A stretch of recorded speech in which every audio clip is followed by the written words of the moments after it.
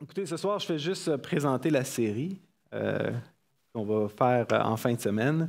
Et je vais donc avoir besoin d'un ou d'une volontaire vraiment willing pour partir la fin de semaine. All right, c'est bon ça. Super, super, super, super. Live, maintenant, tu viens ici en avant. On va avoir besoin d'un ami. Oh, tiens. C'est un vieux. Tout le monde connaît le classique jeu du bâton et du bandeau, non? C'est comme un classique des activités de. Non, vous connaissez pas ça? Oh wow, je suis vraiment rendu vieux quand les classiques sont comme complètement oubliés. Je vais devoir te bander les yeux, OK? Ouais. Puis ça, c'est comme une illustration. Oh, t'as un bon crâne, aïe, aïe, aïe. C'est bon, je comprends ton défi moi-même. Moi-même, quand je magasine des casquettes, je peux pas. Là, tu vois-tu? Tu vois pas? Tu vois? Non. Ah, OK, c'est bon, c'est vrai. All right. Donc, je vais te demander de t'avancer. OK?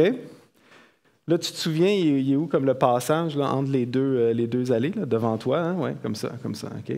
OK, parfait. Fait que là, tu vas mettre le bâton par terre comme ça devant toi. Okay. Tu mets ta main dessus. Tu mets ta main comme ça. Là, tu vas te pencher, tu vas te coller le front sur le bout du bâton. OK? Puis là, ma main là-dessus. Oui, c'est ça. Puis là, tu vas tourner sur toi-même 10 fois. OK? Je veux que vous comptiez les 10 fois. Puis après ça, tu vas devoir aller vers la console. OK? Tu vas devoir trouver Rémi. 1, mais là, il faudra aller plus vite. 2. Allez.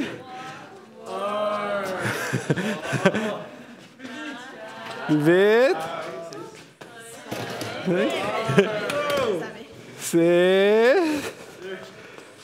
7, 8, 9, 10. OK, là, tu enlèves ton bâton, puis là, tu te déplaces. Vas-y. Donc, il faut que tu avances, là. Vas-y. Ah, quand même! Tu vas trouver Rémi. OK, il est vraiment bon. C'est... Oh! Oui, non. Bon, c'est bon. On a eu un bon test. C'est bon. Est-ce que tu peux enlever ton bandeau maintenant? Bravo. Merci pour le volontaire. Merci. C'est un classique. Merci. Ça, c'est tout le temps bon d'avoir quelqu'un de willing. C'est une illustration d'un homme dans la vingtaine. Hein? Vous ne trouvez pas que dans la vingtaine, on est un peu comme ça? C'est comme, ça tourne vraiment vite, puis là, tout d'un coup, il faut que tu t'orientes, tu es supposé choisir en l'espace de quelques années ta carrière, ton champ d'études, ta femme, ton mari, ton église, où est-ce que tu vas déménager, est-ce que tu vas avoir des enfants, puis c'est comme... Puis tout tourne autour de toi en même temps. Hein? C'est quand même une période assez weird, la vingtaine, je trouve. Puis... Quand j'étais vraiment content quand Étienne, il est où Étienne, le chapeau de cowboy, il est là. C'est Étienne qui m'a appelé pour venir prêcher ici avec vous, puis je me sentais vraiment privilégié. J'étais comme, right, c'est le fun de pouvoir venir prêcher au camp des bouleaux. Puis après ça, j'ai catché comme, c'est des 18-30 ans, OK? Moi, je pensais que c'était comme, je sais pas, un camp régulier, là, avec beaucoup de personnes âgées. Puis... Puis non, c'est comme 18-30. Je suis comme, nice, c'est cool. C'est comme comment dire, c'est beaucoup plus dynamique, on va se le dire, entre nous deux. Hein? Mais c'est quand même une période vraiment cool, la vie 18-30. Moi, je me souviens de cette période-là de ma vie, puis c'est vraiment une période extraordinaire. Je me présente vite. Je m'appelle Jean-Christophe Jasmin. Je suis vieux. J'ai 41 ans. Okay. Fait que selon mon assurance vie, j'ai au moins la moitié de faite. Il m'en reste moins devant qu'il m'en restait. Hein? Mais Étienne, c'est pire. Là, lui, il ne reste plus grand-chose. Là. Puis apparemment, travailler au camp des bouleaux, ça réduit beaucoup ton espérance de vie. Là. Mais donc, je suis pasteur dans l'Union baptiste, mais là, en ce moment, je travaille pour le Réseau évangélique du Québec. Donc, je suis un peu comme un lobbyiste pour les droits des églises, des communautés évangéliques. Je parle aux médias, je parle au gouvernement, puis on travaille, dans le fond, à à préserver les conditions qui font en sorte que les chrétiens, les églises puissent opérer au Québec, puissent louer des locaux, puissent avoir des camps, que les camps puissent continuer d'avoir des subventions. Fait que c'est un peu ça que je fais.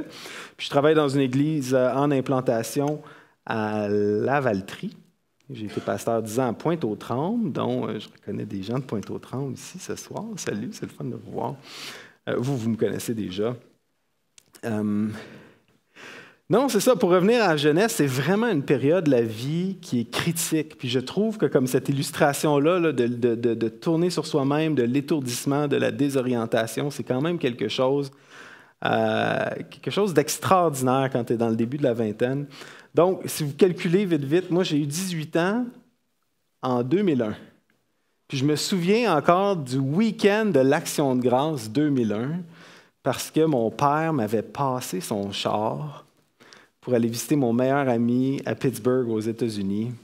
Puis je ne sais pas si ça vous dit de quoi, automne 2001, septembre 2001, le 11 septembre 2001. C'est vraiment une période spéciale quand même. Tout le monde capotait un peu dans l'air. Tout le monde se demandait comme est-ce que quelque chose d'autre va exploser.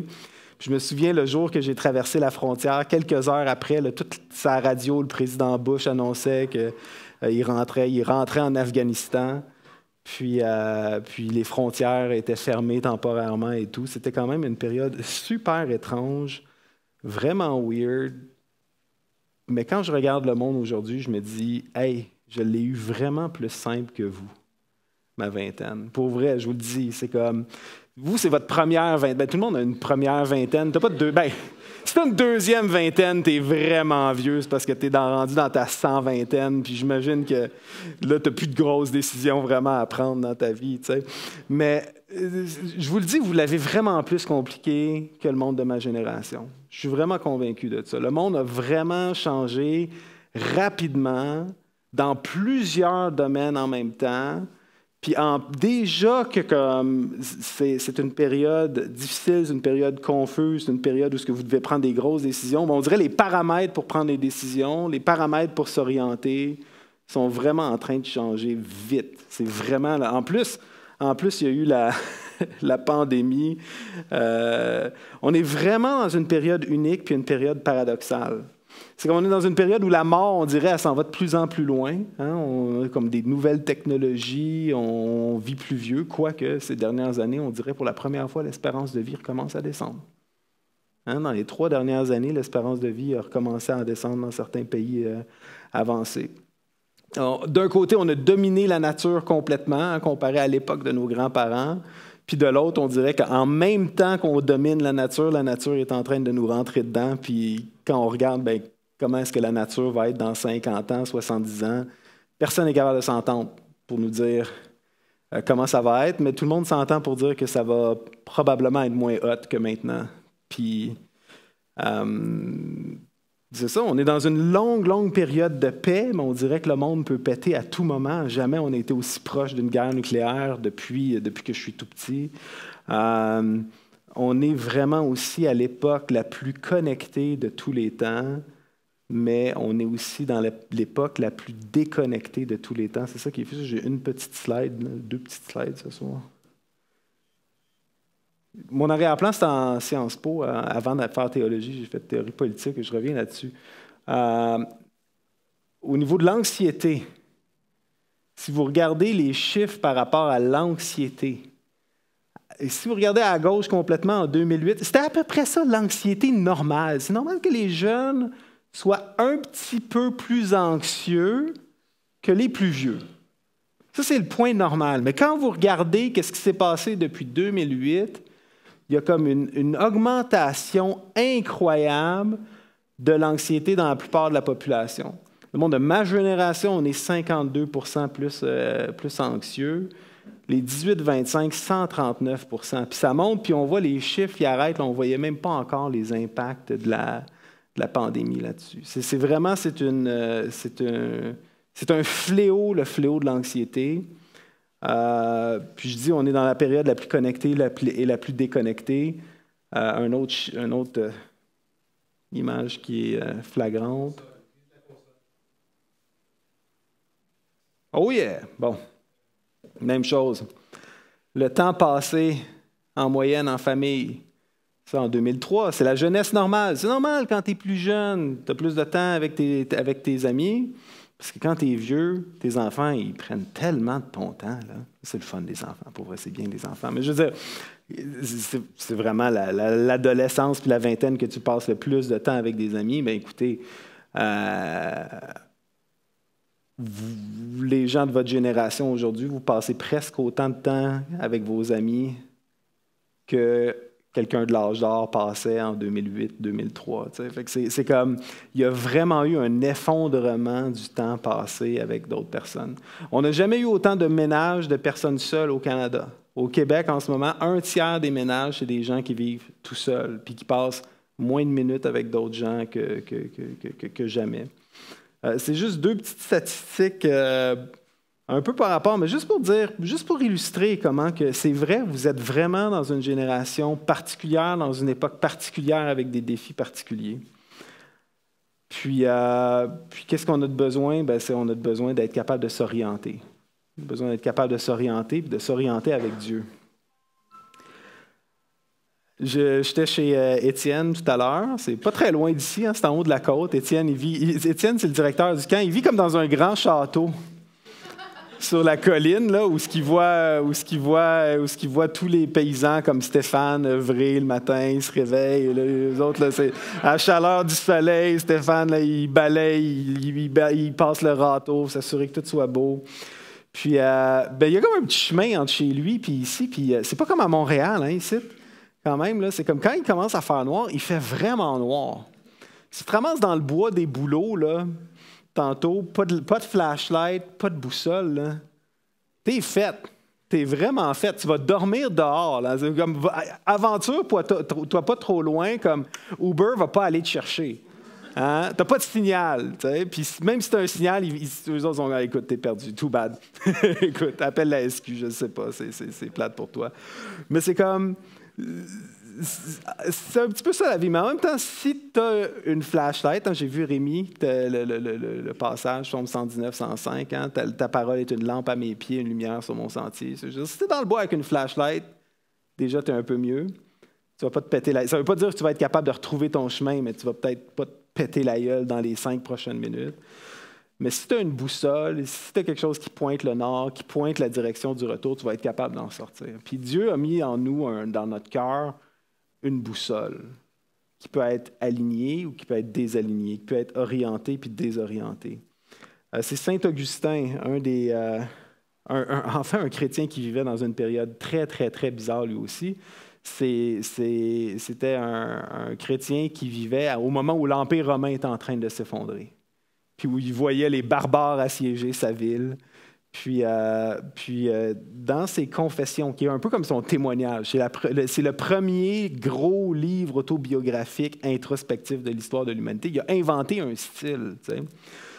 Puis il commence son livre comme ça. Il dit « Tu nous as fait pour toi, Seigneur, puis notre cœur est sans repos tant qu'il ne se repose pas en toi. Tu nous as fait pour toi, Seigneur, puis ton cœur, puis notre cœur est sans repos tant qu'il ne se repose pas en toi. » C'est comme l'aiguille de notre boussole, c'est notre cœur. Puis quand elle pointe vers Dieu, on est capable de se reposer. Mais aujourd'hui, on est dans une société où c'est tellement facile de se désorienter. Puis la vie d'Église, la liturgie, c'est comme une occasion de réaligner notre cœur. C'est pour ça que c'est important d'aller à l'Église. C'est pour ça que c'est important d'être avec d'autres chrétiens. C'est comme, parce que moi, je le sais, mon cœur, facilement, il va se désorienter. C'est comme il y a une game de football excitante qui s'en vient, puis là, je vais juste penser à ça. Ou tu sais, c'est comme j'ai des rénovations à la maison, je vais être comme obsédé sur mes rénovations. Puis tout d'un coup, c'est comme si mon cœur est complètement orienté sur des choses futiles de la vie. Où il y a de la chicane au travail, où j'ai de la chicane dans ma famille, ou je ne sais pas, c'est comme facilement mon cœur se désoriente. Puis la liturgie, le temps en famille, le temps en église, les temps comme en fin de semaine, c'est des moments, c'est des occasions pour réorienter notre cœur. En fin de semaine, dans le fond, on va voir 3 histoires d'orientation du cœur, d'orientation spirituelle, littéralement. On va voir demain matin l'histoire d'une famille complètement dysfonctionnelle, qui est désorienté complètement, puis qui va nous donner un bon exemple de ça a l'air de quoi quelqu'un avec un cœur qui est désorienté, puis comment est-ce que Dieu peut réorienter notre cœur. Ensuite, on va écouter Jésus, qui va nous parler comment s'orienter malgré les différentes exigences de la vie, surtout dans un monde qui n'est pas chrétien, dans un monde où des fois la politique devient quelque chose qui essaye de remplacer la foi, où la politique devient le lieu du sacré, où on est obsédé par le politique. Puis enfin, on va lire Paul, dimanche matin, décrire une société païenne qui, elle, est complètement désorientée, puis qui nous montre pourquoi elle est désorientée, puis comment que nous, on peut vivre dans une société qui est désorientée en gardant notre cœur orienté sur Dieu. Donc, c'est ça ma prière en fin de semaine, c'est que ce soit une prière de réalignement pour toi. Que je sais qu'il y en a qui sont à l'école, au travail, comme tout le monde arrive ici avec quelque chose sur son cœur, tout le monde arrive ici avec des préoccupations. Ma prière pour vous en fin de semaine, c'est que ce soit vraiment une fin de semaine où vous puissiez réorienter votre cœur vers Dieu. Donc, je prie pour vous. J'ai invité le band à venir pour, je pense, 1 ou 2 derniers chants. Puis on va vous laisser vous installer, puis demain matin, on va se revoir pour aller dans la parole, dans le livre de la Genèse. Seigneur, tu nous as créés pour toi, puis notre cœur est sans repos tant qu'il ne trouve pas repos en toi. Tu connais tout le monde ici. Tu nous connais par notre nom. Tu nous connaissais quand on était dans le ventre de notre mère. Tu connais tous les jours de notre vie, du premier jusqu'au dernier. Seigneur, on arrive ici devant toi tout un peu désorienté, mais si on est venu ici, c'est parce qu'on voulait t'entendre. C'est parce qu'on voulait connecter avec toi. C'est parce qu'on voulait réorienter nos cœurs vers toi. Je te prie, Seigneur, de permettre en fin de semaine que les gens qui sont ici, que nous tous, Seigneur, on puisse recalibrer nos cœurs, qu'on puisse réaligner nos cœurs vers toi, puis qu'on puisse apprendre à vivre comme chrétiens dans une société qui ne l'est pas, puis qui est, elle, complètement désorientée. En Jésus, je te prie. Amen.